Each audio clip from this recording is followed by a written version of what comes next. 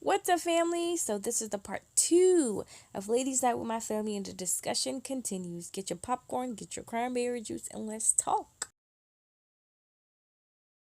Mommy, I don't gonna feel. When we say youth, we're talking about ages. Ages between Uncle Tony. Uncle Tony. Ages between. You're the director, right? Of course.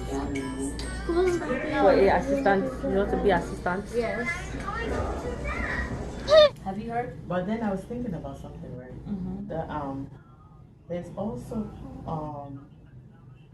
there are also some kids that they will learn everything at home. They will teach them everything at home. But when they get to school, there's something called peer pressure. Yes. Yeah. Because they want to fit in. Right. They don't take what they've learned from home because they want to fit in with the good kids. So in that area, you can't blame a parent because if I teach you respect at home and you go to school and you wanna, because you wanna fit in, you see your friend disrespecting your teacher and you wanna disrespect them too, that's enough. So you can't always blame it on the home because there's things like peer pressure and your environment as well. There's this thing called nature versus nurture. So that's another thing that you can blame that on, not necessarily parents. I wish you had said that after after I asked Enid this question, but it's okay. So Enid, back to you, right? So if you're ever in that situation where a teacher is speaking to you in a manner that makes you feel embarrassed, or a teacher calls you out, right, outside of your name, how would you approach that situation? What would you do? I wouldn't say anything till the class is over and tell the teacher that I wasn't pleased the way you talked to me today during class. I wasn't pleased, so please talk to me in a polite way. Okay. I can dig it. So anybody else got something to say? Or should we close this chapter?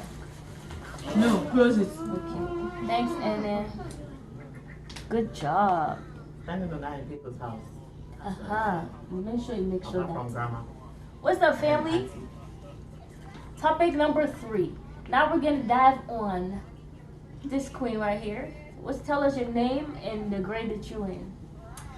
My name's Emma and I'm in 2nd grade. Okay, so what's your topic? Boundaries. Boundaries. So would you say that there are any boundaries that you have right now as a 7-year-old? I don't understand. I don't understand. Yes. Yes. So what exactly are those boundaries? It's like I'm not allowed to go to my friend's house unless like there are adults here and mom and dad say I can. Okay. So why would mommy say you can't do that unless an adult says you can? Like, let's say you're after school, or your friend is like, Bianca's like, you gotta come over to my house. I got this new doll. It's so cool. Let's come and play. What would be your initial thought? What would you tell her? I'd be like, I have to ask my mom first because I can't just say yes. Why do you think you have to ask your mom? Because like she could be running off, going to her parents, and like I could get like kidnapped or something like that. So you think mommy's reason for saying you can't go over your friend's house without asking me is because she's afraid of what would happen to you?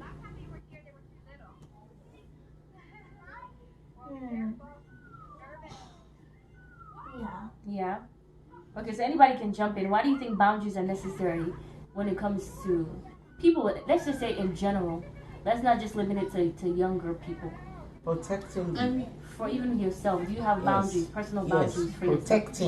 Protection. Yeah, For because I protection. mean, I think with her, she was just trying to, what her mom might be trying to really show her is, there have to be a relationship between both families. If I really don't know that kid's mom or father like that, I'm not just gonna let my child go there and sit down. She can't do sleepovers, but if I have a little bit of a relationship with them, maybe we can go spend 1 hour and be back home. But I don't think that whole relationship thing has to be there. That friendship, that whole I know your parents, we know ourselves to a certain level.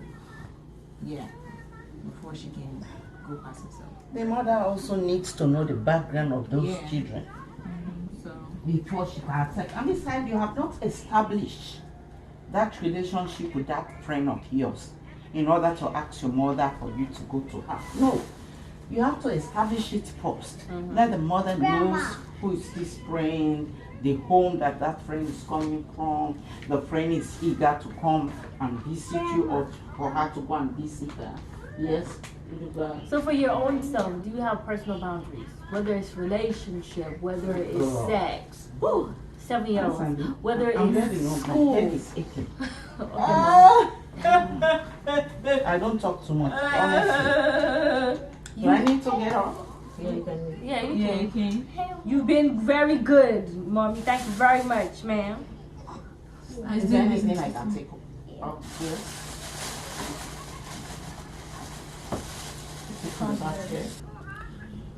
So before Mommy left, I was asking y'all a question. I said, do you have any personal boundaries for yourself? And everyone is answering. And then, do you have any boundaries for yourself? Yes. What is one boundary that you have set for yourself? Not to use abusive words to elders, That's a boundary. Why is that important to you? because they are way farther older than me, and even some of them can give birth to me. So I'm not supposed to use those type of words to them.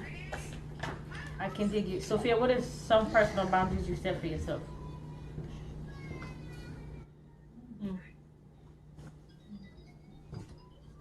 Well, I would say some personal boundaries I've set for myself is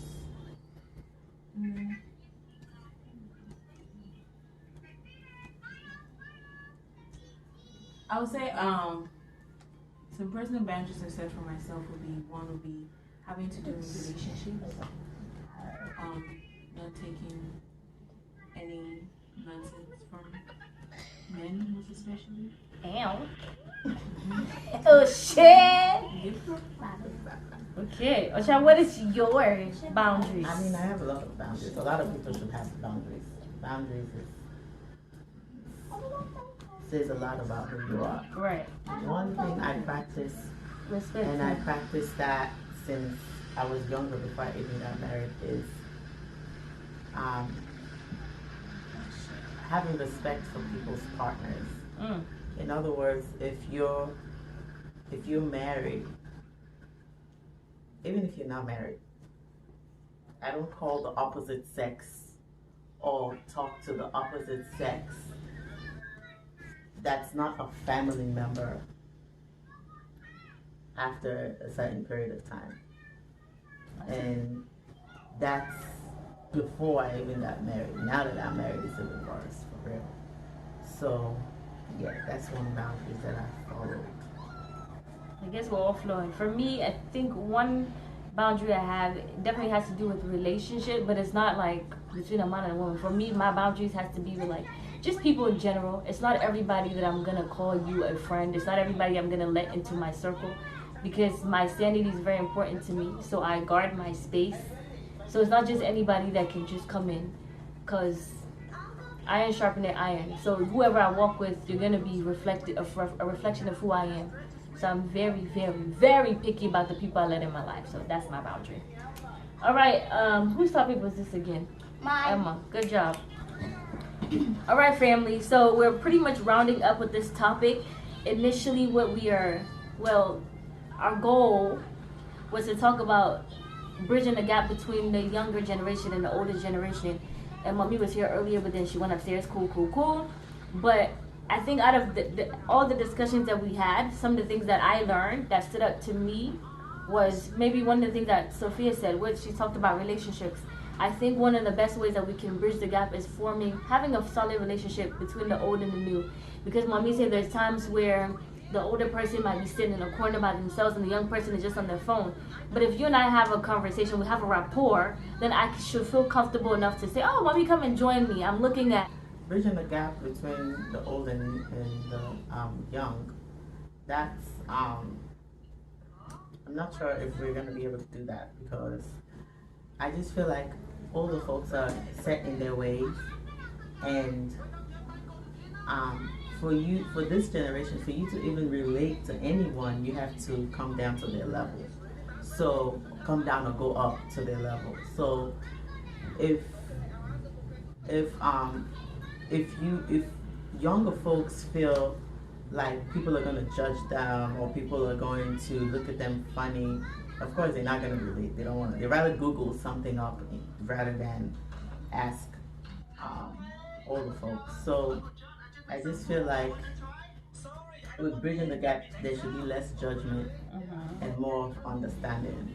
And then the things that work in the 80s or the 60s or the 50s, it's not those things. Most of it don't work now. Nowadays it's the days of technology, so I think older folks need to step up too. That's my 2 cents. We concur. All right, guys, say thank you to my audience. Thank you. Make sure to subscribe and give this video a thumbs up.